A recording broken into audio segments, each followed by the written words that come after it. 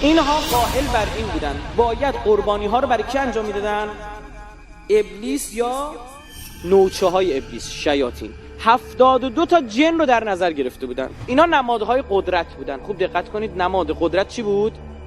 72 بود. در کابالا بعدها این واقعا جا افتاد این مسئله. کتابی دارن به اسم اصلا 72 کابالا.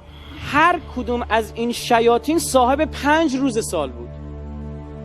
اینایی که هنوز دعا می نویسن میگن بذار ببینیم موکل کیه، ببینیم موکل این 5 روز صاحب کل دنیا کیه، ما برای اون از اون دعا بخوایم. 72 تا 5 تا میشه چقدر؟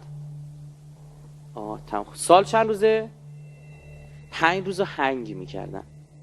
360 روز سال داشتن. اون 5 روز آخر انسان ها حاکم بودن. شهر بی قانون بود. خدای یا جنی برشون حاکم نبود. اون مراسمش میگفتن پنجه.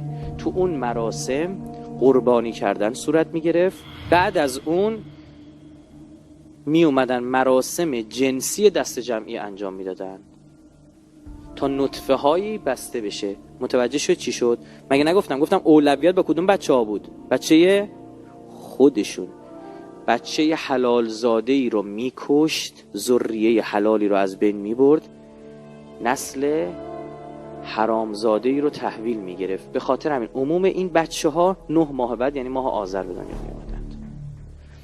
این مراسم بعدها تبدیل شد به میگفتن مراسم پنجه. تو ایران هم بوده ها. این که قربانی کردنش تو ایران نبوده، اما آرام فرهنگ اصلا متأثر میشن دیگه، یه چیز یاد میگیرن. اگر میخواستن ازدواجی کنن، کاری بکنن، که انجام میدادن 5 روز آخر سال. تو این 5 هنوز مونده در بعضی از شهرها، همین شمال مونده که در میان به قولی گذشته ها هم 100 سال پیش خواستگاری میذاشتن روز آخر 5 روز آخر سال میرفتن. در سمنان در میان سنگیسر هنوز رسمش باقی است. پنجک میگفتن، پتک میگفتن. به شما عرض کردیم که خدای خورشید کی خودشو نشون میداد؟ چه فصلی؟ دی. باریکالله. دی میگفت زمین لمس میشه. کی زایش صورت میگرفت؟ 3 ماه بعد بهار.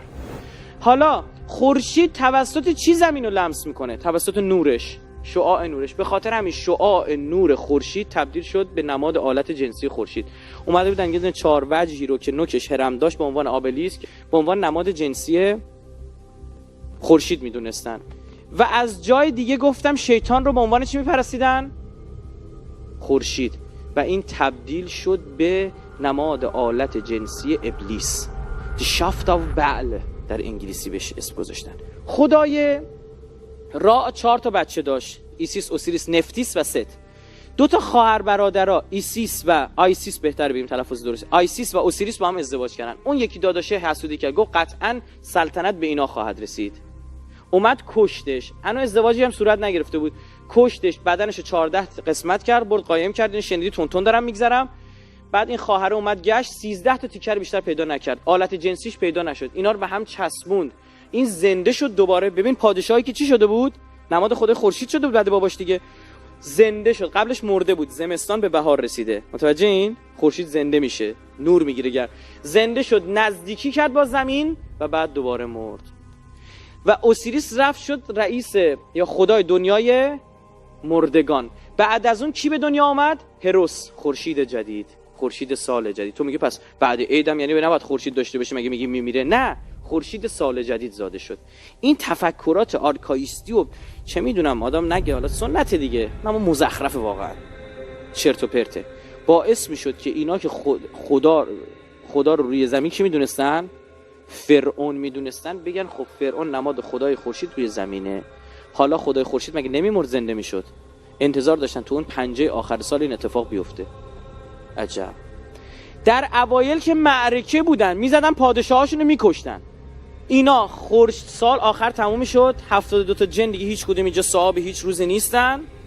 این روز میگفتن شاه باید بمیره و دوباره زنده بشه. در بعضی از مناطق که واقعا حکمرانشون رو میزدن میکشتن.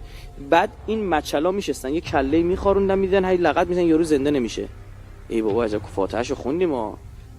به خاطر همون شاههای بعدی اجازه نمیدادن این کار بکنن. میگفتن اومدن چیکار کردن؟ فردی رو به عنوان شاه میذاشتن. میگفتن تو بیا شاه بدلی باش. خب اینو میذاشتن 5 روز این اشغال میکرده. واقعا شاه بود، حتی زن شاه اصلی برش حلال بود، میتونست حکمران عوض بکنه. بعد 5 روز میآوردنش پایین، فاتحه‌شو میخوندن، میکشتنش. جالبه، میدونید به این شاه در ایران چی میگفتن؟ میر نوروزی. حتی حضرت حافظ هم توی یه شعری آورده: سخن در پرده میگویم چو گل از غنچه بیرون آی، که بیش از 5 روزی نیست حکم میر نوروزی. گفت همچه خوشکانت نباشه، شاه شدی 5 روز بیشتر نیست. تا قبل از قاجار این مرس مونده بود، منتها تایمش یه خورده چی شده بود؟ گله گشادتر شده بود. از چهارشنبه سوری میگرفتن تا 13 به در. یه آدم ارزلوباشی رو شاهو کنار نمیذاشتن، در کنار وجود شاه میگفتن این شاهه. میومد تو شهر میزد، میرقصید، پیش میرفت، مردمش پول میدادن. بعد خدمت شما عرض بکنم که میرفت جلو، نمیدن بهش آجیل میدادن و گردو میدادن و فندق میدادن و فلان.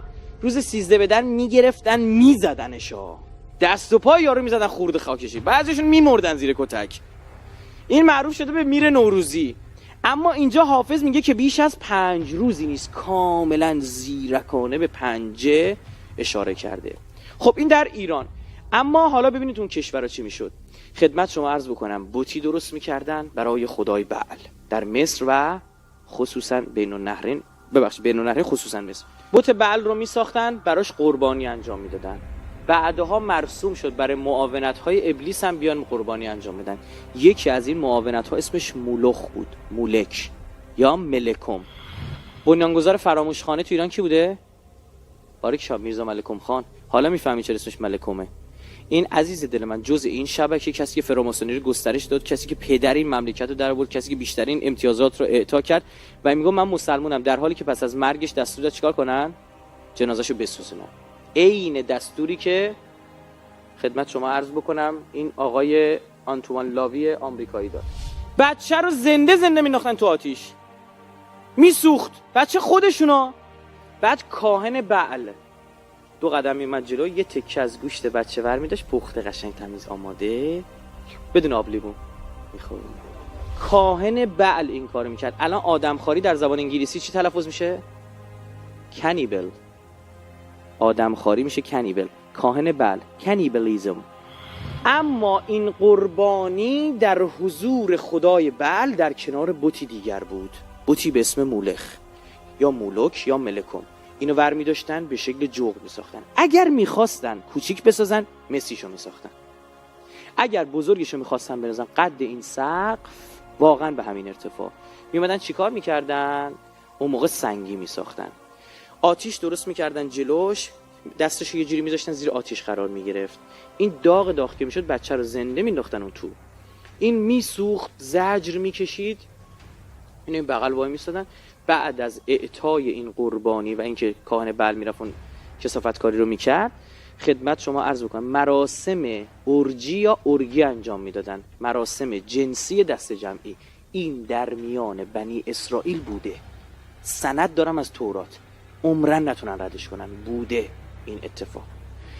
خدمت شما عرض بکنم که بعد از اون مراسم جنسی دست جمعی انجام میدادن، در مقابل کودکی که تقدیم میکردن به شیطان، یک کودک معادلش رو حرامزاده از ابلیس میگرفتن. برای اینکه شناخته نشن زن و مرد، ماسک هایی به صورتشون میزدن مثل زورو که بعدها تبدیل شد به جشن بالماسک. احسن. این حقیقت پشت پرده ایناست.